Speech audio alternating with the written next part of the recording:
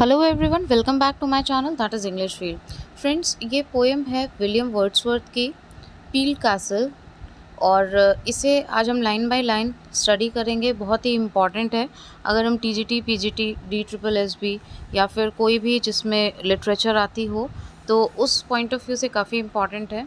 I hope आपको समझ में आएगी और बहुत ही इंटरेस्टिंग पोएम है। तो आइए देखते हैं line by line. First of all जो कुछ इम्पॉर्टेंट पॉइंट्स हैं वो हम डिस्कस करेंगे। पील कैसल तो इसका टाइटल है ही, लेकिन इसका जो फुल टाइटल है, ठीक है, वो है आपका elegiac stanza suggested by a picture of Peele Castle in a storm, ठीक है, painted by sir Beaumont. Publish कब की गई थी? इस पोएम को पब्लिश किया गया था 1807 में, पोएम इन 2 वॉल्यूम्स में, ठीक है। तो ये क्वेश्चन आता है। और ये जो पिक्चर पेंट की गई थी, पील कैसल कहते हैं किले को, ठीक है, दुर्ग कह लीजिए या किला कह लीजिए। तो ये पेंट की गई थी सर जॉर्ज ब्यूमॉन्ट द्वारा। एक क्वेश्चन ये आपका बनता है। और इसी को वर्ड्सवर्थ देख रहे हैं। उसको देखते हुए उन्होंने क्या ऑब्ज़र्व किया, क्या फील किया। प्रीस्ट ऑफ नेचर है विलियम वर्ड्सवर्थ, तो उसी के अकॉर्डिंग इन्होंने अपने हिसाब से काफ़ी सारी चीज़ें इसमें बताई है। और दूसरी चीज़ कि ये जो पोएम है वो थोड़ी सी वो डिस्पेयर में है, और उनका जो ब्रदर था जॉन, उसके लिए लिखी थी जब उसकी डेथ हो जाती है समुद्र में डूबने से, ठीक है। तो वो पार्ट भी इसमें आएगा जहाँ पे वो अपनी फीलिंग्स बताएंगे। और पूरी ये जो है वो पील कैसल के बारे में है। तो आइए देखते हैं लाइन बाय लाइन इसका एक्सप्लेनेशन। तो यहाँ पे पोएट बोल रहे हैं, मतलब वर्ड्सवर्थ बोल रहे हैं, I was thy neighbour once thou rugged pile, कि एक समय पे पील कैसल की पिक्चर को देखते हुए उन्होंने ये सारी चीज़ें इमेजिन करके वो बात कर रहे हैं कि I was thy neighbour once, कि कभी मैं तुम्हारा पड़ोसी रहा करता था। दाउ रग्ड पाइल, ठीक है, पाइल मतलब रग्ड पाइल, जो जर्जर पुराना सा ये पील कैसल है उसको वो संबोधित करते हुए बोल रहे हैं कि कभी मैं तुम्हारा नेबर हुआ करता था। 4 summer weeks I dwelt in site of the. और 4 समर वीक्स यानी कि गर्मियों में 4 वीक वो रहे थे और इसी को देखते रहे। साइट ऑफ दी मतलब इसी की झलक को वो देखते रहे जब वो नेबर थे। I saw thee every day and all the while is denoting time, कि I saw thee every day, daily मैंने तुम्हें देखा है, एंड ऑल द वाइल हर समय मैंने देखा है। Thy form was sleeping on a glassy sea, और तुम्हारा ये जो स्वरूप है, form means he is denoting, he is referring here what, Peele Castle, उस किले को बोल रहे हैं। Was sleeping on a glassy सी मतलब ये जो सी है, ये जो समुद्र है जो इतना शाइन कर रहा है, ग्लासी है पूरा, इसमें तुम सोते हुए से नज़र आए, एकदम शांत सोते हुए तुम्हारा जो फॉर्म है वो नज़र आया, ठीक है। So pure the sky, so quite was the air, जो स्काई था, जो आसमान था वो एकदम साफ था। So quite was the air, और जो एयर थी, जो हवाएं थी, वो भी क्या थी, एकदम शांत थी, मतलब उसमें कोई मोशन नहीं था, एकदम यहाँ पे पीसफुलनेस की वो बात कर रहे हैं। So very like was day to day, वो वैसा ही था और वैसा ही दिखाई दे रहा था। डे टू डे जब भी उन्होंने देखा ये सारी चीज़ें वैसी ही थी।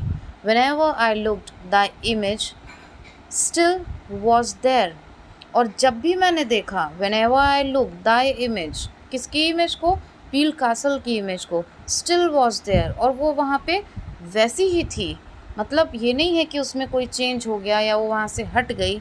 it trembled but it never passed away। trembled मतलब कि सी है, नेचर की ये बात कर रहे हैं, तो ऐसा तो नहीं है कि हवा एक ही तरीके से चलेगी, मौसम एक ही तरीके का रहेगा, ठीक है।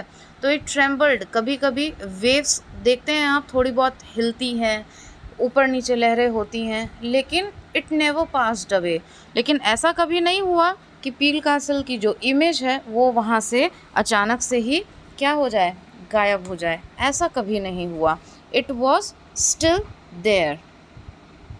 नेक्स्ट देखते हैं,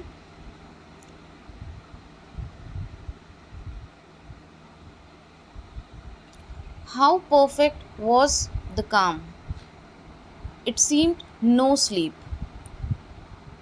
जो शांति थी वो बहुत ही परफेक्ट थी। परफेक्ट मीन्स वातावरण बहुत ही सूदिंग था, बहुत शांति थी उस एटमॉस्फेयर में। इट सीम्ड नो स्लीप, लेकिन ऐसा नहीं था कि वहाँ पे कोई सारी चीज़ें सोई हुई है, ऐसा प्रतीत नहीं हो रहा था। No mood which season takes away और ब्रिंग्स, और ना ही इस तरीके का कोई मूड था। मूड मीन्स इस तरीके का कोई थॉट या फिर इस तरीके की कोई एक्टिविटी कि सीज़न आए और चले गए, मतलब चीज़ें आई भी और चली भी गई। I could have fancied that the mighty deep, I could have fancied, fancied मतलब मैं ये सोच सकता हूँ, मैं ये इमेजिन कर रहा हूँ, फैंसीफुल इमेजेस मैं इमेजिन कर रहा हूँ। माइटी डीप मतलब कि इसकी जो पायसनेस है, जो प्योरिटी है नेचर के साथ में, और जिस तरीके का अपीयरेंस है पील कासल का, उस डीप को, उस गहराई को मैं सोच रहा हूँ। Was even the gentlest of all gentle things, वो बहुत ही सौम्य, सॉफ्ट और सूदिंग थी, किसी जेंटल चीज़ों से भी ज़्यादा वो एकदम जेंटल थी। आह देन, अब यहाँ पे थोड़ा सा वो अपना दुख या आप कह लीजिए अफसोस दिखाते हुए बोल रहे हैं। Ah then, if mine had been the painter's hand, अगर मेरा हाथ होता, क्या, पेंटर का हैंड। ये पिक्चर किसने पेंट की है, जॉर्ज ब्यूमॉन्ट ने। लेकिन ये अब यहाँ पे पोएट इमेजिन कर रहे हैं कि अगर मैंने इसको पेंट किया होता, वो हाथ मेरा होता जिस तरीके से ये पेंट की गई, to express what then I saw, और मैं ये एक्सप्रेस कर पाता, काश जो मैं देख रहा हूँ, जो मैं फील कर रहा हूँ, वो मैं खुद एक्सप्रेस कर पाता। And at the gleam, gleam आप जानते हो, twinkling, twinkling is what, adding some stars to something, ठीक है, उसको और ग्लोरीफाई करके बोल रहे हैं कि मैं उसमें और चार चांद लगा देता। क्योंकि आपको पता है कि पोएट कितनी डेप्थ में जाके किसी चीज़ को और निखार देते हैं, उनका काम ही यही होता है। नेचर को अगर आप देखो तो अगर वो आपको, अगर कोई रोड के किनारे एक पेड़ है तो वो आपको पेड़ दिखाई देगा, लेकिन अगर पोएट की नज़रों से आप देखोगे तो वो एक ऐसा पेड़ दिखाई देगा जो हारे थके हुए टायर्ड लोगों को छाया प्रदान करता है, शांति प्रदान करता है। So in the same way and at the gleam, तो मैं अगर इसको पेंट करता, मैं अगर इसको वहाँ पे इस्टेब्लिश करता, तो मैं इसमें और चांद लगा देता, चार चांद लगा देता। The light that never was on sea और लैंड, इस मतलब इतना ट्विंकलिंग और इतना ग्लोरीफाइड ये दिखता जो कभी सी या लैंड पे नहीं दिखा। The consecration and the poet's dream, मतलब ये जो पोएट सोच रहे हैं, द कॉन्सक्रेशन से मतलब यहाँ पे डेडिकेशन को लेकर के है, ब्लिसफुल डेडिकेशन, जो एक खुशी के साथ में, जो एक ब्लिस के साथ में आपके इमोशंस होते हैं, dedication to work for something, to glorify something. तो उस तरीके से वर्ड्सवर्थ कह रहे हैं कि उस डेडिकेशन के साथ में जो पोएट का एक ड्रीम होता है, एक ड्रीम वर्क होता है, उस तरीके से मैं इस पील कासल को, जो भी मैं फील कर पा रहा हूँ, वो सारे थॉट्स मैं इसकी पेंटिंग में एक्सप्रेस करता, उसमें और चार चांद लगा देता। कब, if mine had been the painter's hand, अगर मेरा हाथ क्या होता, पेंटर का हाथ होता। I would have planted thee the hoary pile, I would have planted thee, planted thee से मतलब यहाँ पे है कि अगर वो यहाँ पे पील कासल को रखते, कहाँ पे, समुद्र पे, ठीक है, अगर वो इस पिक्चर को पेंट करते, द हॉरी पाइल, हॉरी पाइल से यहाँ पे है कि जैसे जर्जर जो चीज़ें हो जाती है और थोड़े थोड़े वहाँ पे आपने देखा होगा झड़ने लग जाते हैं कुछ पत्थर, कुछ रेजिड्यूज़ इस टाइप से झड़ने लग जाते हैं, तो वो एक ढेर सा बन जाता है, ठीक है, जो किले का एक थोड़ा सा, वो थोड़ा डरावना टाइप का लगता है, थोड़े बने हुए रहते हैं, थोड़े उजड़े हुए से रहते हैं, तो उसको बोला गया है यहाँ पे होरी pile. Amid a world how different from this, और इस वर्ल्ड से वो जो बनाते वो एकदम डिफरेंट होता, एकदम हर चीज़ से परे होता। इतने इस तरीके से वो अपनी फीलिंग्स को एक्सप्रेस कर रहे हैं। Beside a sea that could not cease to smile. और जो सी है वो चाहे किसी भी स्थिति में होती, लेकिन जो भी उसको देखता वो स्माइल करता, मतलब उसके चेहरे पे एक खुशी आती, एक स्माइल आती। होता है ना कि आप कुछ ऐसी नेचर में कुछ ऐसा देख लेते हो, या फिर कुछ ऐसी स्पेक्टेकल्स आपके माइंड में रहते हैं जिससे कि आपके फेस पे एक स्माइल आती है, एक सूदिंग शांति मिलती है आपको। On tranquil land. Tranquil land से यहाँ पे क्या मतलब है? एकदम शांत प्रिय, ठीक है, एकदम शांत land beneath a sky of bliss. मतलब वहाँ उसको देख कर के कोई भी उसको देखता तो वो स्माइल करने से अपने आप को रोक नहीं पाता, उसको एक शांति का एहसास होता beneath a sky of bliss. इस आसमान के नीचे एकदम उसको खुशी फील होती, यहाँ पे आकर के कोई दुखी नहीं होता। इस तरीके से मैं उसकी पिक्चर को पेंट करता। Thou shouldst have seemed a treasure house of divine। और अब यहाँ पे ये उसकी जो पीसफुलनेस है, उसकी जो डिविनिटी है, उसको स्पिरिचुअलिटी से कनेक्ट कर रहे हैं, मतलब इतनी पायस, इतनी प्योर है वो, उससे कनेक्ट कर रहे हैं। Of peaceful years a Chronicle of haven. और यहाँ पे हेवन से मतलब कि जो स्वर्ग है, स्वर्ग का जो दृश्य रहता है वहाँ पे चेयरफुलनेस रहती है, जॉय रहता है, शांति रहती है, प्योर सोल होती है। तो उस तरीके से उन्होंने बताया कि of peaceful years of all the sunbeams that did ever shine. और सनबीम्स यहाँ पे किसको बताया है? जो सूरज की जो सनरेज हैं जब इस पे पड़ती तो वो किस तरीके से शाइन करती कि किसी ने देखी ना हो। The very sweetest had to thee been given. मतलब बहुत ही स्वीट से स्वीट जो चीज़ होती है तो एकदम स्वीटेस्ट फॉर्म में वो दिखाई देती जब उसके ऊपर सनशाइन पड़ती। A picture had it been of lasting ease. इतनी आसानी से मैं इस पिक्चर को बनाता। एलेजन क्वाइट विदाउट टॉयल और स्ट्राइफ। और ये जो एलिजेंट क्वाइट है ये बहुत ही इम्पॉर्टेंट यहाँ पे वर्ड है। एकदम शांत और परफेक्ट। एलिजेंट क्वाइट मतलब एकदम शांत और परफेक्ट, विदाउट टॉयल और स्ट्राइफ, जहाँ पे किसी तरीके का कोई बहुत ज़्यादा श्रम नहीं होता और कोई बहुत ज़्यादा कहते हैं ना लेबर नहीं होता, इस तरीके का कोई परेशानी नहीं होती, सब कुछ एकदम शांत दिखता। और बहुत ही आसानी से मैं इसको, मेरे इमोशंस को इसके अंदर एकदम फुलफ़िल कर देता और फिर इसको मैं पेंट करता। No motion but the moving tide. किसी तरीके का कोई मोशन नहीं होता, लेकिन जो मूविंग टाइड होते हैं, आपने देखा है ना वो जो टाइड होती है, वेव्स होती है, खूब ऊंची ऊंची ऐसे ऐसे जाती रहती है। अब ब्रीज़, ब्रीज़ ठंडी हवा को बोला गया है, जो ठंडी ठंडी हवाएं चलती है। और merely silent nature's breathing life.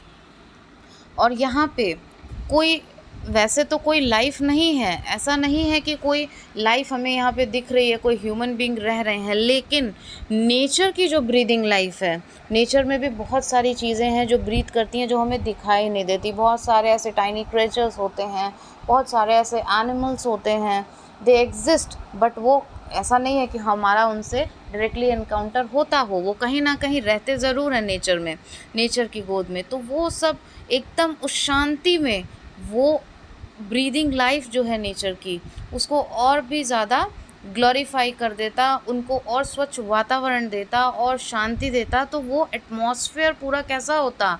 Haven Chronicle जैसा, एकदम दिव्यता से जुड़ा हुआ, जिसके अंदर किसी तरीके का ना कोई छल, ना कोई कपट, ना कोई बहुत ज़्यादा, जिसको कहते हैं ना कि आदमी आज भाग दौड़ में कितना परेशान है, वो सब चीज़ें कुछ नहीं होती। एकदम शांति और सुकून होता, एकदम कामनेस होती। अब ये लाइंस बहुत ही इम्पॉर्टेंट लाइंस हैं। Such in the fond illusion of my heart. Of my heart से मतलब है कि जो उनकी पर्सनल फीलिंग्स हैं, जो वो फील कर रहे हैं, ठीक है। फॉन्ड इल्यूजन, जो थॉट्स उनके दिमाग में स्ट्राइक कर रहे हैं, जो उनको ख्याल आ रहे हैं, ठीक है, इल्यूजन वाले। Such picture would I at that time have made. ये जो कभी कुछ मेरे दिमाग में जो ख्याल आ रहे हैं इस पिक्चर को देखते हुए, और जो मैंने एक्सप्रेस किया है, जो मैं फ़ील कर रहा हूँ, ऐसी ही पिक्चर मैंने बनाई होती।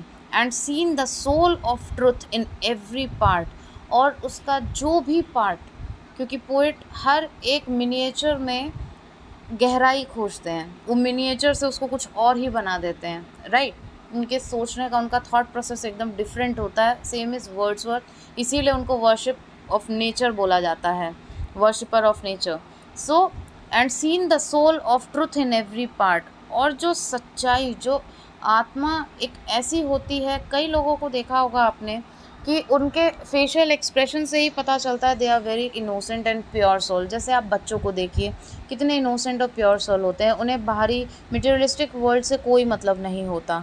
वैसे ही पोएट भी यहाँ पे सोच रहे हैं वर्ड्सवर्थ, और कह रहे हैं कि हर पार्ट में आपको उसमें एक सच्चाई की मूर्ति दिखाई देती है, a steadfast peace that might not be betrayed, और एक ऐसी शांति, एक स्थिर ऐसी शांति, स्टेडफास्ट स्थिर ऐसी शांति that might not be betrayed, betrayed होता है धोखा देना, और ये शांति वो नहीं होती कि आज है और फिर कल नहीं, इससे कभी कोई धोखा नहीं मिलता, ठीक है। ऐसी शांति होती जहाँ पे एक्चुअल आपको कामनेस फील होती by the site of this peel castle. कभी भी ये धोखा देने वाली शांति नहीं होती, कोई इससे धोखा नहीं खा सकता। So once it would have been, it is no more, ठीक है। So once it would have been, I have submitted to a new control. अब वो यहाँ पे बोल रहे हैं कि लेकिन मैंने खुद को अब सरेंडर कर दिया है, किसमें, एक नया कंट्रोल है मेरे थॉट्स पे, मेरे एक्सप्रेशंस पे, मेरी एक्टिविटीज़ पे। अब एक नया ही कंट्रोल आ गया है। किस कंट्रोल की बात कर रहे हैं देखिएगा, मैंने स्टार्टिंग में थोड़ा सा रेफरेंस आपको दिया था। A power is gone which nothing can restore. This is very very very important line. I'm making a star mark here by exam point of view. A par is gone. किस पार की वो बात कर रहे हैं, which nothing can restore, जिसको दोबारा से रिस्टोर नहीं किया जा सकता। एक ऐसी पार, एक ऐसा इमोशनल पार, यहाँ पे वो इमोशनल पार की बात कर रहे हैं जिसको वापस से लाया नहीं जा सकता। A deep distress hath humanized my soul. मेरी पार चली कहाँ गई है, अ डीप डिस्ट्रेस, मतलब मैं बहुत ही ज़्यादा दुखी हूँ, emotionally I am totally shattered, एकदम हिली हुई है मेरी आत्मा, ठीक है। किससे, मैंने आपको बताया था that John was ड्रोन्ड in sea, तो उनकी डेथ उसी से हुई थी, तो उसी डिस्ट्रेस की यहाँ पे वो बात कर रहे हैं, ठीक है। Not for a moment could I now behold, behold देखने को कहते हैं, एक पल के लिए भी अब मैं उसे उस तरीके से देख नहीं सकता। A smiling sea and be what I have been, the feeling of my loss, वो सी जो स्माइल कर रही है, लेकिन अब मतलब इनके सोचने का तरीका अचानक से बदल गया है। क्यों? क्योंकि thought of distress, deep distress में वो चले गए, और वो उनको अचानक से याद आ गया है कि अब मैं उस तरीके का कंट्रोल ना तो मेरे थॉट प्रोसेस पे है, ना मैं उस तरीके से एक्सप्रेस कर पाऊँगा। अ स्माइलिंग सी, अब ये सी मुझे हंसती हुई लग रही है, and be what I have been, और मैं कैसा था, the feeling of my loss will never be old, जो मेरे लॉस की, जो डेथ हुई है जॉन की, वो कभी पुरानी नहीं हो सकती। मतलब वो जो इमोशन है वो मेरे मन में हमेशा रहेगा, वो मैं चाहे जितना भी आगे बढ़ जाऊँ, चाहे मैं जितनी भी मैच्योरिटी आ जाए, आई विल ग्रो ओल्ड, लेकिन वो वैसी ही स्टैग्नेंट पोजीशन में रहेगा। This which I know I speak with mind serene, और ये बहुत ही सीरियसनेस में वो कह रहे हैं कि ये मुझे पता है कि ये मेरे मन में हमेशा रहेगा, ये जो फीलिंग है, जो मेरा इतना बड़ा लॉस है, ये हमेशा मेरे मन में रहेगा। इसलिए अब मैं उस तरीके से, जैसे मैंने तब महसूस किया था, अब उस तरीके से मैं इस चीज़ को पेंट नहीं कर सकता, उस तरीके से वो फीलिंग्स इसके अंदर इनपुट नहीं कर सकता। Then Beaumont friend, who would have been the friend. अब वो यहाँ पे ब्योमेंट को प्रेज़ करते हुए बोल रहे हैं, क्योंकि ये पिक्चर ब्योमेंट ने पेंट की है पील कासल की, तो वो बोल रहे हैं कि ब्योमेंट फ्रेंड, तुम मेरे फ्रेंड ही हो। If he had lived of him, whom I deplore, जिस जो अपने भाई के बारे में, जॉन के बारे में वो सोचते हैं, जिसको सोच के उनके मन में ये सारी चीज़ें आ जाती है, जो उन्हें अब अच्छा नहीं लग रहा है, लेकिन फिर भी वो उसको ब्योमेंट को बोलते हैं, दिस वर्क ऑफ दाइन आई ब्लेम नॉट, मैं तुम्हारे वर्क को ब्लेम नहीं कर रहा हूँ, but comment your work is commendable, the artificiality you have added, the art you have created, वो बहुत अच्छी है, कमेंडेबल है, वो प्रेज़ कर रहे हैं, उसकी तारीफ़ कर रहे हैं वो, ठीक है। तो मैं तुम्हें ब्लेम नहीं कर रहा हूँ। This sea in anger and that dismal shore, dismal shore मतलब वो जो वाक्य है जिस सी में वो डूब के ख़त्म हुए थे, और द सी इन एंगर, और वो जो वेव्स बहुत ऊंची ऊंची, जो टाइड्स उसमें आती हैं बहुत ऊंची ऊंची, तो वो सब देख करके ये एकदम विचलित हो रहे हैं, और वो एक अच्छा थॉट नहीं है जिसकी वजह से उनको डीप डिस्ट्रेस हो रहा है, वो बहुत ही परेशान हो रहे हैं, ठीक है। Oh this is a passionate work, लेकिन वो कह रहे हैं कि लेकिन इन सब थॉट्स के बावजूद वो प्रेज़ कर रहे हैं, बोल रहे हैं कि ये वर्क बहुत पैशनेट है। Which work? ये जो पिक्चर पेंट की गई है, जो पील कासल है, वो बहुत ही पैशनेट वर्क दिखाई दे रहा है। क्यों? Yet wise and while well sorry, तो बहुत सोच समझ के, इंटेलेक्चुअलिटी के साथ में, अपनी बुद्धिमत्ता के साथ में इसको बनाया गया है, तुमने बनाया है। He is praising him, well chosen is the spirit that is here, और वेल चोजन है, जो एक एक पार्ट पे इन्होंने काम किया है, वो सारी चीज़ें क्या है, बहुत अच्छे तरीके से सोच समझ के चूज़ की है, जिसमें कि उसमें जान डाल दी है। निर्जीव चीज़ में भी उन्होंने एक आत्मा बसा दी है, जो कि बहुत ही ज़्यादा क्या है, प्योर है। That Hulk which labours in the deadly swell, Hulk बहुत ज़्यादा क्या बोलते हैं, हल्क होता है बहुत विशाल, तो उसमें उसको चलाने में जो वेव्स होती हैं, कितना लेबर लगता है, कितना परिश्रम लगता है। अगर बड़ा सा शिप कोई चल रहा हो तो काफ़ी उसमें परिश्रम लगता है। This rueful sky, this pageantry of fear, और ये जो रूफुल स्काई है, ये जो बेरंग सा स्काई है ना, ये उनके अंदर कैसा थॉट ला रहा है, पेजेंट्री ऑफ फेयर, उनके एक तरीके से देख के उसको बार बार ये सारी यादें उनकी रिफ़्रेश हो जा रही हैं, और उनके डर का एक तमाशा सा बन जा रहा है। होता है ना कि मान लीजिए किसी चीज़ से आपकी कुछ यादें जुड़ी हुई है, कोई इंसिडेंस ऐसा हुआ है, ऑल ऑफ सडन आप उसी चीज़ से एनकाउंटर करते हो, वहीं पे वापस आप जाते हो कभी भी, तो वो सारी जो आपकी बैड मोमेंट्स होते हैं, या आप कह लीजिए जो पुरानी यादें होती हैं, जो अच्छी नहीं थी कहीं ना कहीं, तो वो सारे इमोशंस आपके रिफ़्रेश हो जाते हैं, और आपको बिल्कुल भी अच्छा नहीं लगता, ठीक है। तो वो कह रहे हैं ये जो रूफुल सा स्काई है, बेरंग सा जो स्काई है, बेरंग क्यों बोला इन्होंने, क्योंकि पहले यही चीज़ें उनको बहुत अपीलिंग लगती थी, बहुत प्लेजेंट लगती थी, लेकिन अब because of the sad thought, because of the deep distress of his brother who has drowned in sea, तो वो सब एक उनके डर का एक तमाशा सा बन गया है। हर एक चीज़ उनको याद दिलाती है, हर एक टाइड्स वेव्स उनको याद दिलाते हैं कि इसी में उनका भाई ख़त्म हुआ था, ठीक है। अब वो कहते हैं, and this huge castle standing here sublime, I love to see the look with which it Braves.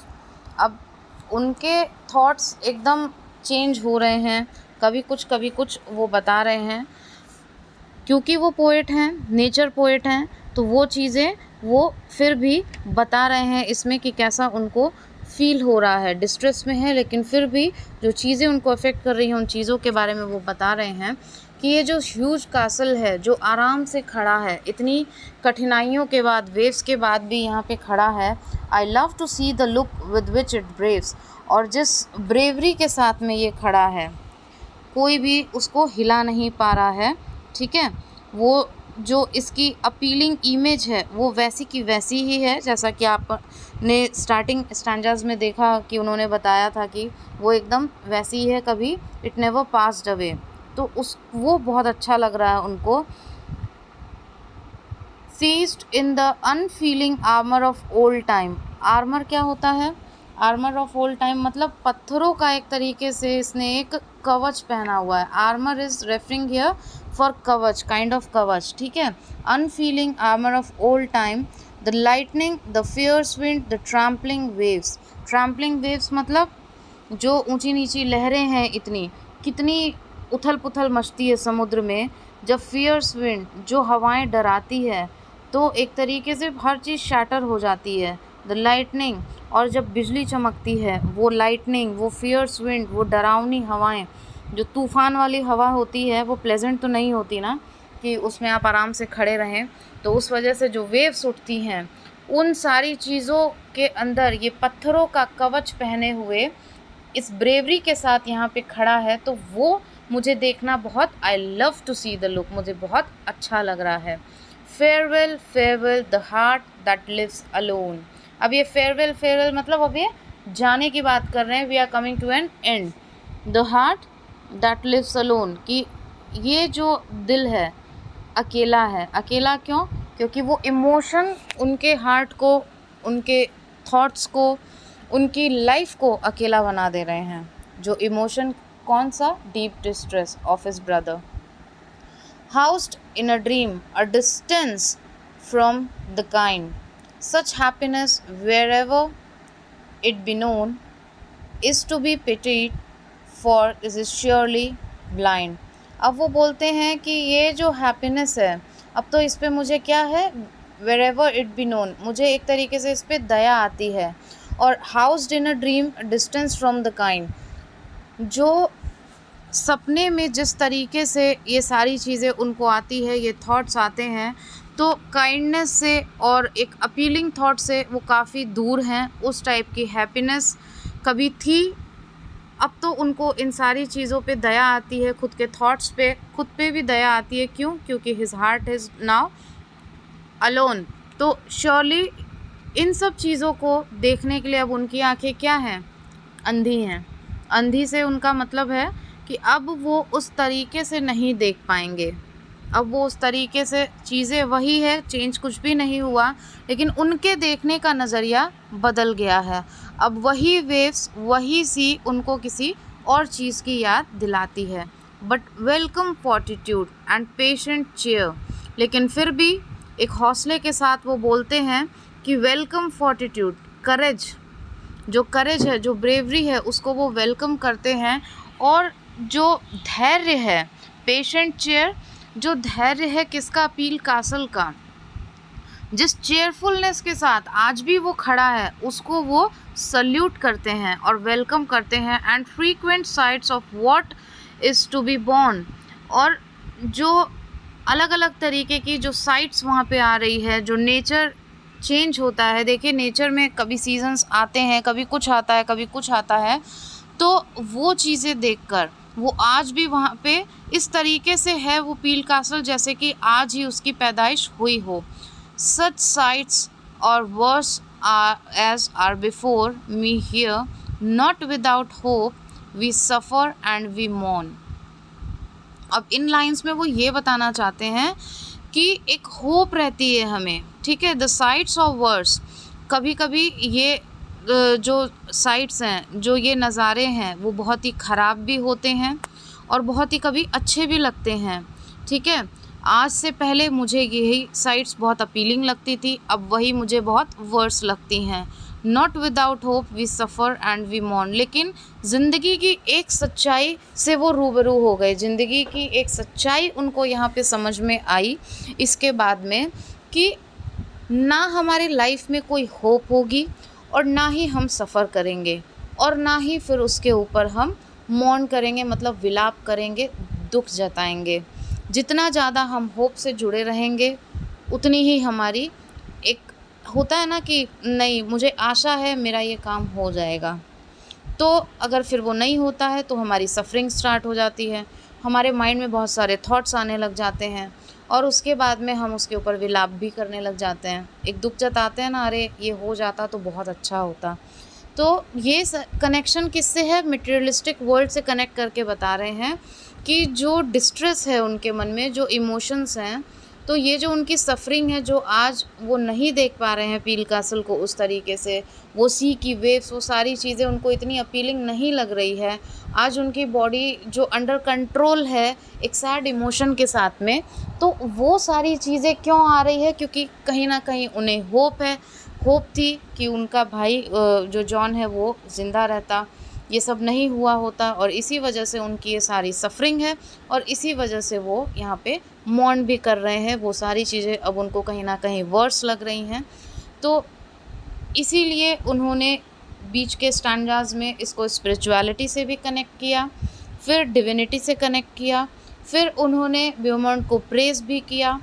एक ज़िंदगी की सच्चाई को दिखाया है कि किस तरीके से हम वर्स्ट से वर्स्ट सिचुएशन में ब्रेवरी के साथ खड़े रह सकते हैं, भले ही सिचुएशन कैसी भी आ जाए, चाहे वो जर्जर स्थिति में ही क्यों ना हो। तो वो चीज़ भी दिखाई। तो हर एक पार्ट को नेचर के साथ में कनेक्ट करके वर्ड्सवर्थ ने दिखाने की कोशिश की है और उनके जो खुद के रियल इमोशंस हैं उसको भी उन्होंने यहाँ पे रिफ्लेक्ट किया है। So this was the poem. I hope आपको समझ में आई होगी और अगर कहीं पे भी नहीं आया तो आप कमेंट ज़रूर करिएगा, तो फिर मैं उसको मेरे नेक्स्ट वीडियो में एक्सप्लेन कर दूँगी और इसके बाद में फिर कोई नेक्स्ट पोएम हम ज़रूर करेंगे। ये आपकी रिक्वेस्ट थी। So thank you so much for watching and giving your precious time. And yes, अगर आपको एफर्ट थोड़ा भी अच्छा लगा हो तो don't forget to comment and please do like. Thank you.